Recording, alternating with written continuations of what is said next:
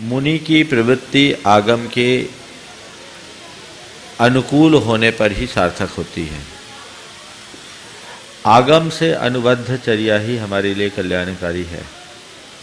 और ऐसा कहा गया कि अगर आगम नहीं है, आगम का ज्ञान नहीं है तो तत्व का निश्चय नहीं हो सकता, और तत्व के विनिश्चय के अभाव में कभी जीवन का कल्याण नहीं हो सकता।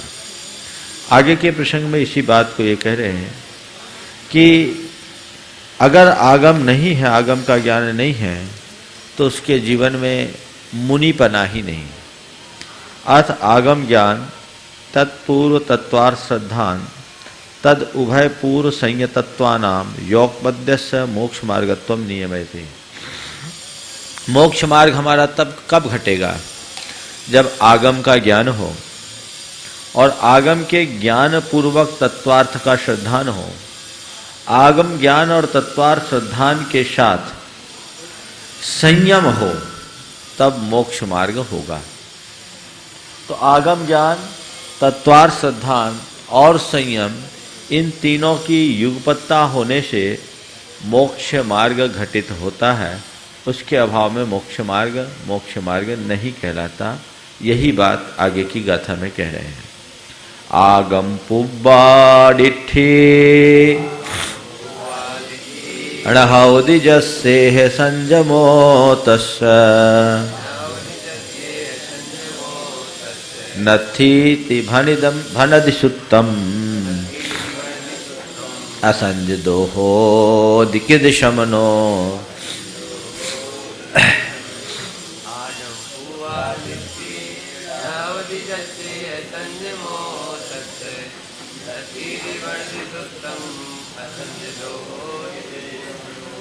यही इस लोक में जस जिस मुनि के आगम पिंबुआ दिठी न होदी, आगम पूर्वक दृष्टि नहीं होती, अर्थात आगम सम्मत दृष्टि नहीं होती, जो आगम से तत्व के स्वरूप को नहीं जानता, तस्य संयमो नथि इति सुत्तम भनदि, उसके लिए संयम भी नहीं है, ऐसा सूत्र अर्थात आगम कहता है। आगम ये कहता है कि जिस साधु के आगम पूर्ण दृष्टि नहीं है, आगम निष्ठ दृष्टि नहीं है, जो आगम को नहीं मानता, आगम की अवहेलना या अवज्ञा करता है, उसके संयम भी नहीं है। और जब संयम नहीं है तो असंजदो होती, तो संयत नहीं है तो क्या होगा? असंयत ही होगा। और असंयत है तो किद समनो, फिर वो श्रमण कैसे? तो मुनि नहीं हो सकता।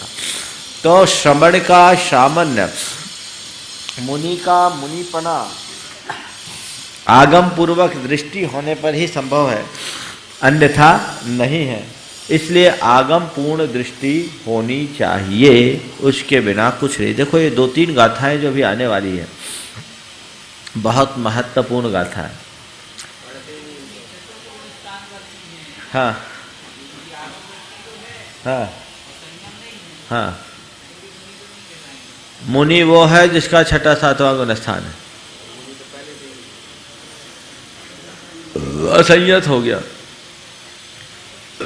यहाँ ये व्यवहार रत्नत्रय की बात कर रहे हैं। व्यवहार रत्नत्रय में भी आगम का ज्ञान अनिवार्य है, और निश्चय रत्नत्रय में आगे कहेंगे कि आत्मज्ञान आगम ज्ञान से बड़ा है।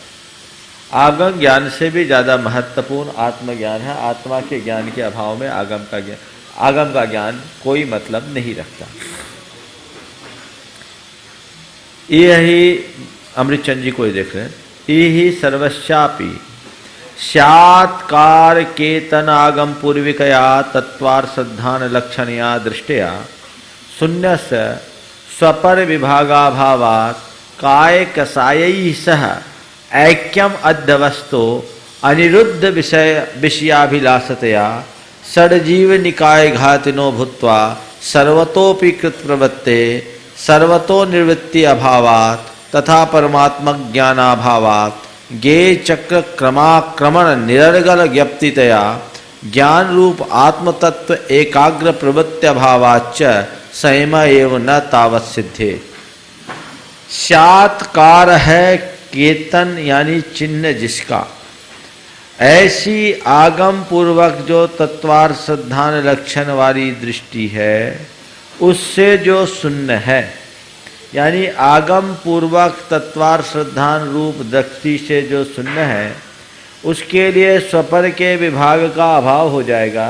न स्वर को जानेगा न पर को जानेगा, और स्वपर को न जानने से काय और कषाय, शरीर और कषायों के साथ एक पने का आभास करते हुए जिसने अपनी विषयों की अभिलाषा को निरुद्ध नहीं किया है और सटकाय जीव का विघातक बना हुआ है और सर्वतोपेकृत प्रवृत्ति सब तरफ अपनी प्रवृत्ति करता है और कहीं भी उसकी सब तरफ निर्वृत्ति का अभाव है, और परमात्मा के ज्ञान का अभाव होने से ज्ञेय समूह में क्रम अक्रम निरर्गल ज्ञप्तितया, ज्ञों में क्रम अक्रम चाहे जिसको जैसे जान रहा है, ज्ञान रूप आत्म तत्व की एकाग्रता रूप प्रवृत्ति का अभाव होने से उसे संयम ही नहीं होगा। आत्मज्ञान नहीं तो विषयाभिलाषा नहीं, विषयाभिलाषा निरुद्ध नहीं हुई तो सड़काए जीव की विराधना से बचना संभव नहीं, और ज्ञान सच्चा नहीं होने से वो गेयों में इधर उधर भटक जाता तो परमात्मा ज्ञान कैसे, कि उसको केवल ज्ञान रूप परमात्मा का ज्ञान कैसे होगा। इसलिए उसका संयम ही सिद्ध नहीं होता। असिद्ध संयमस्य तो सुनिश्चित एकाग्र तत्व रूपम मोक्ष मार्ग अपर नाम सामान्यम एवं न सिद्धेत, और जिसका संयम नहीं है उसके लिए जिनके तीनों का की एकाग्रता सुनिश्चित है, ऐसे मोक्ष मार्ग जिसका दूसरा नाम सामान्य है वो ही नहीं होगा। अतः आगम ज्ञान तत्वार्थ श्रद्धान संयतत्वानाम योग पद्यस्यैव मोक्ष मार्गत्वम नियम्येत। इसलिए आगम ज्ञान तत्वार्थ श्रद्धान और संयत पने की युगपत्ता ही मोक्ष मार्ग जानना चाहिए, इन्हें ही मोक्ष मार्ग का नियामक मानना चाहिए। ये तो हुआ व्यवहार की बात है ना। अब आगे देखना, नहि आगमेन सिद्ध्यति सद्दहनम जद विनत्ति अर्थेषु सद्दहमानो अत्थे असंजदो वारणिबादी।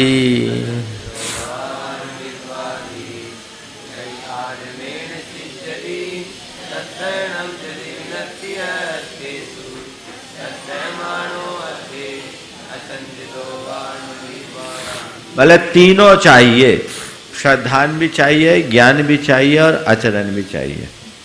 आगम ज्ञान तत्वार्थ श्रद्धान संयतत्वानाम योग पद्यस्य मोक्ष मार्गत्वम विघटयति, ये तीनों की युगपत्ता ही मोक्ष मार्ग है, इनके बिना मोक्ष मार्ग घटित नहीं होता। तो यहाँ कह रहे हैं नहीं आगमेन सिद्ध्यति यदि अर्थेषु सद्धनम नत्थि, कितना भी आगम का ज्ञान हो, पदार्थों का तत्व के स्वरूप का यदि श्रद्धान नहीं है तो आगम से सिद्ध नहीं होता। सद्दो माना अर्थे, और तत्वार्थ का पदार्थ का श्रद्धान भी कर रहा है, लेकिन असंजदो वा, यदि वो असंयत है तो न निवादे, तो निर्वाण को प्राप्त नहीं होता। आगम का ज्ञान है श्रद्धान नहीं तो कल्याण नहीं, आगम का ज्ञान श्रद्धान है लेकिन असंयत है तो भी उसका कल्याण नहीं है। तीनों होगा तभी उसका कल्याण होगा। श्रद्धान शून्येन आगम जनितेन ज्ञानेन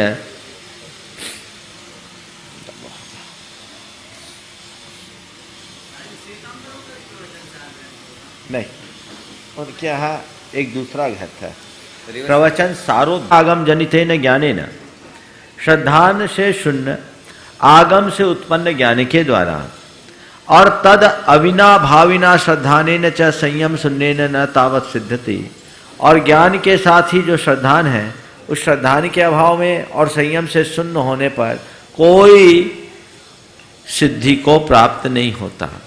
माने जो श्रद्धान है वो आगम ज्ञान के बिना नहीं होगा। तो आगम ज्ञान हो गया लेकिन श्रद्धान नहीं तो कोई मतलब नहीं, और ज्ञान है लेकिन श्रद्धान नहीं तो मतलब नहीं, और श्रद्धान है ज्ञान है और संयम से शून्य है तो भी सिद्धि की प्राप्ति नहीं होती। तथा ही आगम बलेन सकल पदार्थान विस्पष्टम तर्कियन अपि यदि सकल पदार्थ ज्ञेयाकार करम विशद एक ज्ञानाकारम आत्मानम न यथा तथा प्रत्येति तथा तथोदित आत्मना श्रद्धान शून्यतया यथोदित आत्मानम अनुभवन कथम नाम ज्ञेय निमग्नो ज्ञान विमूढ़ो ज्ञानीशात। आगम के बल से सब पदार्थों को विस्पष्ट तर्कयापि अर्थात अच्छी तरह से जानता हुआ भी जो सकल पदार्थ ज्ञेयाकार करम्बित, सकल पदार्थों के ज्ञेयाकारों के साथ करम्बित यानी मिश्रित विशद निर्मल एक ज्ञानाकार आत्मा को वैसा श्रद्धान नहीं करता, वैसी प्रतोति नहीं करता। उस प्रकार से कहे गए आत्मा की श्रद्धान से शून्यता होने के कारण जैसा आत्मा का स्वरूप बताया है वैसा अनुभव न करने के कारण ज्ञेय से निमग्न ज्ञान विमूढ़ व्यक्ति, ज्ञेय में निमग्न ज्ञान विमूढ़ व्यक्ति ज्ञानी कैसे हो सकता है। यानी वो ज्ञानी भी नहीं है अगर उसका श्रद्धान नहीं है तो।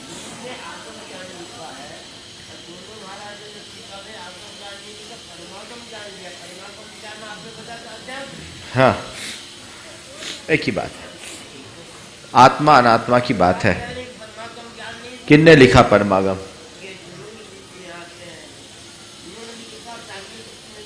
मूल में दोनों जगह आगम लिखा, हिंदी में परमागम कहाँ लिखा?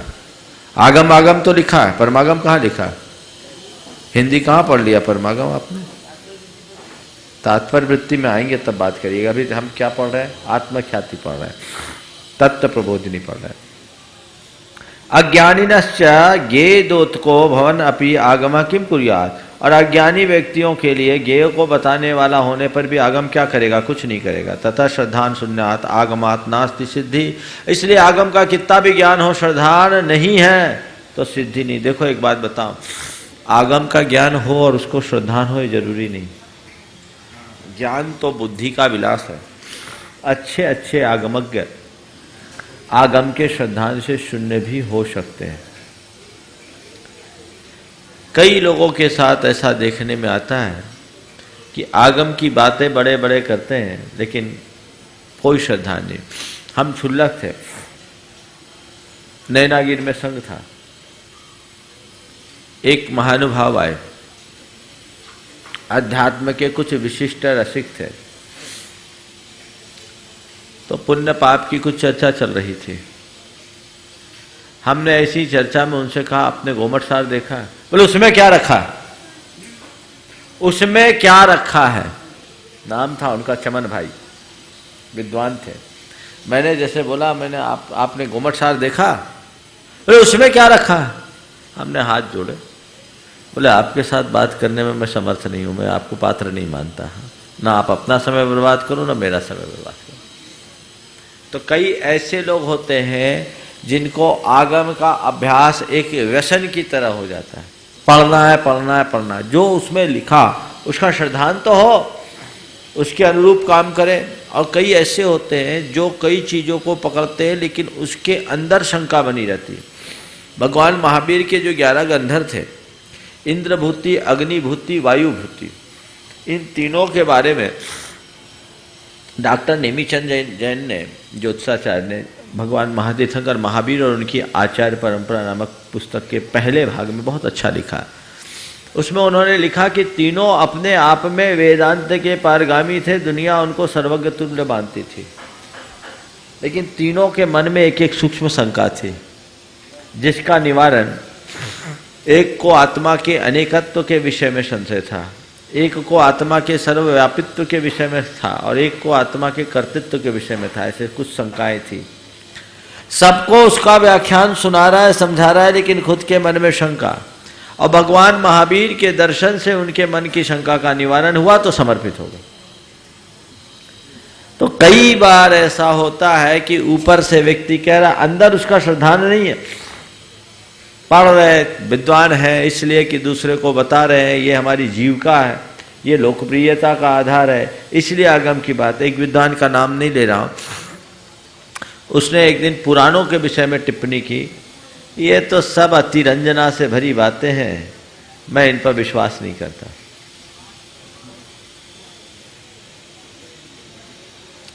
ये टिप्पणी करना उचित नहीं। आगम श्रद्धानी ऐसा नहीं कह सकता। हाँ?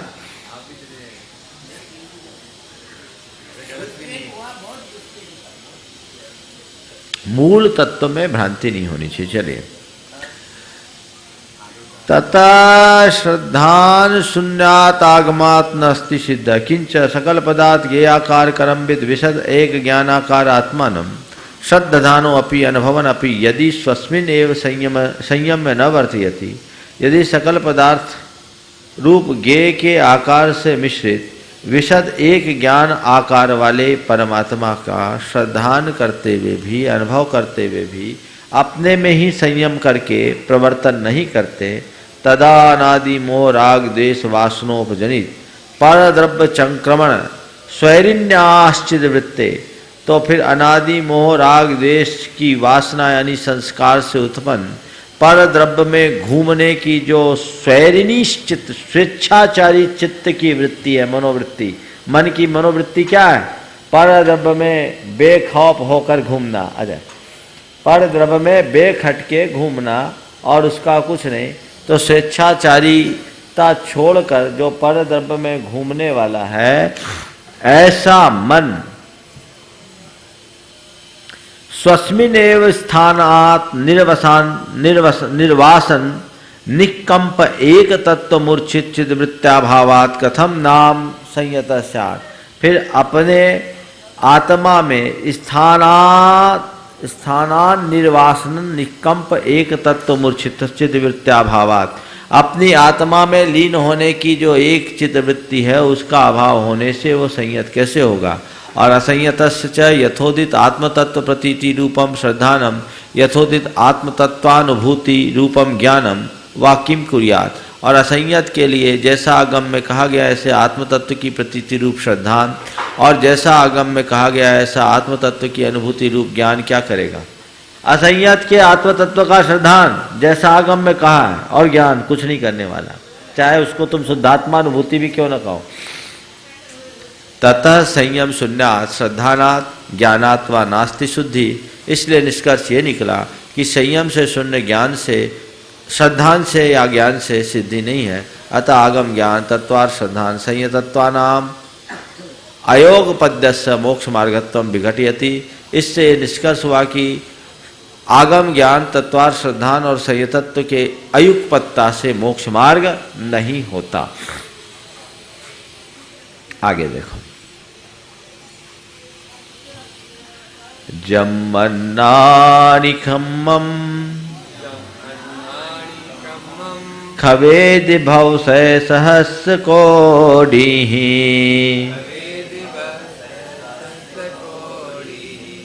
तम नारीति हि गुप्तो खवेदि उस्सासमेतेन।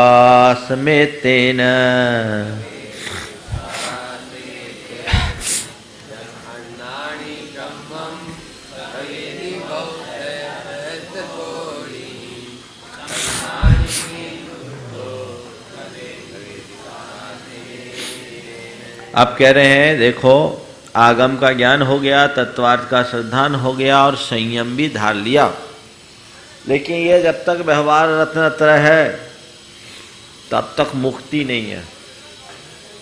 मुक्ति तो निर्वृत्ति में है। ये व्यवहार है, बस बाहर का साधन है, अंतरंग साधन तो निश्चय का है। इसलिए जब तक निश्चय को प्राप्त नहीं करोगे तब तक मुक्ति की कोई संभावना नहीं है। जम अन्नानी भवसय सहस्र कोटि ही कम्मम खवेदी। एक अज्ञानी प्राणी करोड़ों हजारों करोड़ों वर्ष में जितना कर्म खपाता है, तम नानी उसे ज्ञानी तिहि गुप्तो, तीन गुप्तियों के माध्यम से उच्छ्वास में तेन खवेदी, उच्छ्वास मात्र में खपा देता है। कोटि जन्म जन्म तप तपे ज्ञान बिन कर्म झरे जे, ज्ञानी के छिन माहि त्रिगुप्तिते सहज टरेते। यहाँ पर एक बात कही जा रही है, इसका तात्पर्य ये नहीं कि एक साधारण ज्ञानी व्यक्ति कर्म की निर्जरा करा लेगा। यहाँ त्रिगुप्ति युक्त मुनि की बात की जा रही है और उस मुनि की बात को अज्ञानी कह रहे हैं जो निश्चय ज्ञान से शून्य है। समझ गए? देखो इसको, यद अज्ञानी कर्म क्रम परिपाट्या बाल तपो वैचित्र उपक्रमेण च पच्यमान उपात राग देशतया सुख दुखादि विकार भाव परिणता पुनरारोपित संतानम भव 60 सहस्र कोटि भी कथनचन निस्तरती।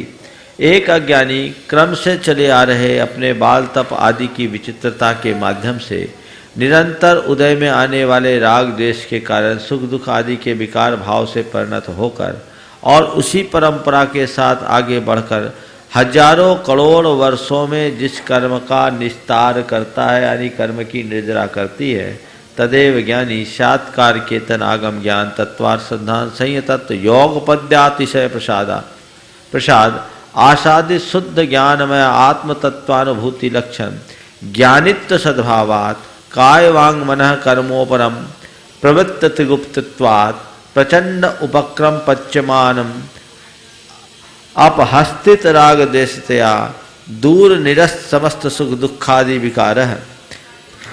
सात्कार है चिन्ह जिसका ऐसे आगम ज्ञान तत्वार्थ सिद्धांत और संयतत्व के युगपत्ता के अतिशय के प्रसाद से जिसने शुद्ध ज्ञान में आत्म तत्व की अनुभूति लक्षण वाले ज्ञानी पने को प्राप्त किया है और अपने शरीर वचन और मन की क्रिया का जिसने उपरम कर लिया है और शरीर वचन और मन की क्रियाओं को निरुद्ध करके जिसने 3 गुप्तियों को प्राप्त कर लिया, जिसने निरंतर पच्यमान उदय में आ रहे राग देश को अपहस्तित कर दिया है, निरस्त कर दिया है और समस्त सुख दुखादि विकार से जो ऊपर उठ चुके हैं, पुनः अनारोपित संतानम उच्छ्वास मात्रेण एव लीलिया एव पातयति, वो जो नए कर्म को बंद नहीं करने वाला है, वो अपने पुरातन कर्मों को श्वास श्वास में खेल खेल में ही नष्ट कर देता है। अतः आगम ज्ञान तत्वार्थ सिद्धांत संयतत्व योग बद्यपि आत्मज्ञानमेव मोक्ष मार्ग साधकतम अनुमंतव्यम। इसलिए निष्कर्ष ये निकालना कि बाहर का ज्ञान उतना काम का नहीं है, आगम ज्ञान तत्वार्थ सिद्धांत और संयतत्व की युगपत्ता होने पर भी आत्मज्ञान ही मोक्ष मार्ग का साधकतम है, सहायक है।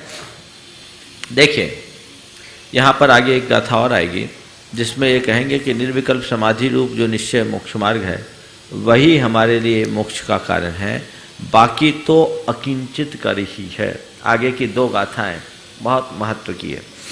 अथ आत्मज्ञान शून्य से सर्वागम ज्ञान तत्वार्थ सिद्धांत संयतत्वानाम योग पद्यमपि अकिंचित करम इति अनुशास्ति। अगर आत्मा के ज्ञान से कोई शून्य है तो उसका सर्वागम ज्ञान तत्वार्थ सिद्धांत और संयत बना की युगपत्ता भी अकिंचित कर है, ऐसा कहते हैं। देखो जब कटनी में हम थे 1994 में अकिंचित कर पर एक संगोष्ठी हुई थी। क्योंकि मिथ्यात्व को आचार्य प्रकृति प्रदेश स्थिति अनुभाग बंद की अपेक्षा से बंद के क्षेत्र में सीधी भागीदारी न होने से अकार्यकारी कहा, अकिंचित कर कहा, जबकि वो परंपरा से बंद का कारण है। तो मैंने कहा जब व्यवहार मोक्ष मार्ग परंपरा से मुक्ति का कारण होने के बाद भी आचार्य अमृतचंद जी उसे मोक्ष में अकिंचित कर कहते हैं, तो परंपरा से बंद का कारण होने पर भी साक्षात बंद का कारण न होने पर आचार्य जी ने अगर मिथ्यात्व को अकिंचित कर कहा तो इसमें बवाल मचाने की क्या जरूरत। दोनों बातों को मानकर हम अपनी सैद्धांतिक सहिष्णुता का परिचय क्यों नहीं देते। तो ये कहाँ लिखा, सब विद्वान एकदम से खड़े हो गए, तो हमने इसकी व्याख्या की थी, समझ गए। तो देखो ये क्या कह रहे हैं, अकिंचित कर कह रहे हैं कि आत्मज्ञान यानी निर्विकल्प समाधि रूप आत्मज्ञान, जैसे आचार्य ने इसको स्पष्ट खुलासा किया है। क्योंकि सर्वागम का ज्ञान किसको होता है, आगे गाथा ले फिर बताते हैं। परमानुपमानम वा मुच्छा देहादियेषु जस्य पुनो विद्यदि जदिशो सिद्धिम न लहदि सव्वागम धरोवि।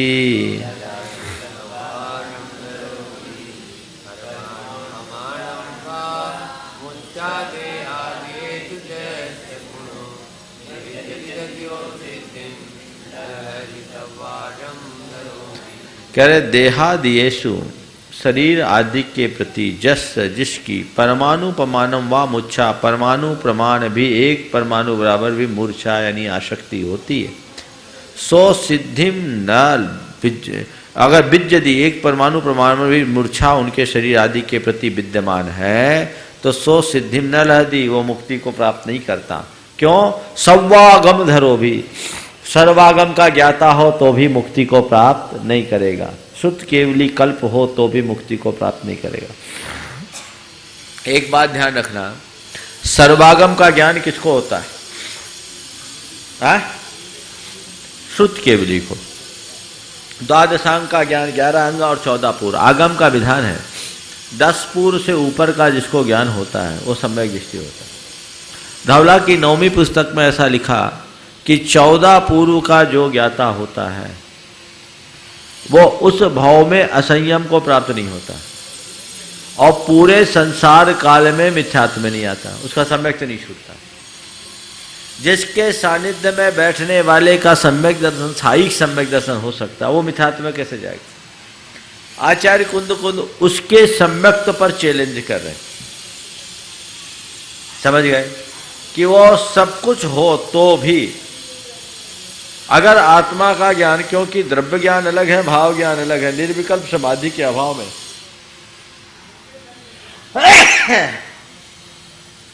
मुक्ति किसी को हो ही नहीं सकती।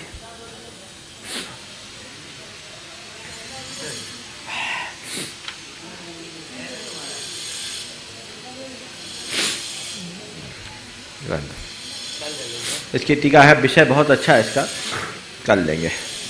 2-3 गाथा इससे साथ में जुड़ी हुई, बढ़िया।